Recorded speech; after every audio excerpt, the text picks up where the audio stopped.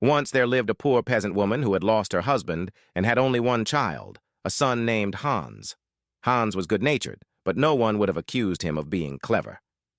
One summer day, his mother handed him a large pot filled with honey. "Take this to town and sell it," she told him. "But don't let people talk at you too much."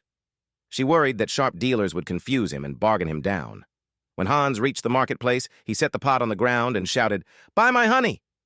The townspeople gathered and asked, "How much are you asking for it?" Hans frowned. "You're saying too much to me. But how can we buy it if we don't know the price?"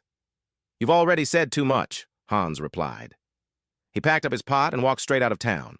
As he crossed the countryside, flies and wasps buzzed around him, drawn by the smell of honey. "Buy my honey!" Hans called out again. The insects, being unable to speak, said nothing at all. Satisfied, Hans tipped the honey onto the ground. "You can pay me in a week," he told them. Then he went home and said to his mother, "I sold the honey. I'll get the money next week." A week later, Hans set out again, carrying a stout cudgel with him in case someone tried to cheat him. When he reached the spot, flies and bees were still licking up the last sticky traces of honey. "I've come for my money," Hans said. They gave him nothing. "I won't stand for this," he declared. "I'm going to the judge."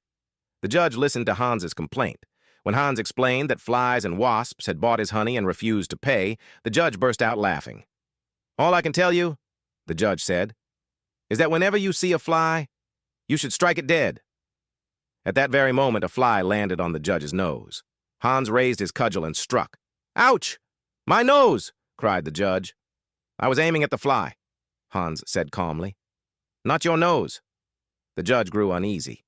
If this fool follows my advice, he thought, someone could get seriously hurt, and I'll be blamed for it. So he asked quickly, "How much was your honey worth?" 300 florins, Hans answered. The judge wrote out a slip, sent Hans to the cashier, and paid him the money at once. Hans returned home content, cudgel in hand, convinced that justice had been done.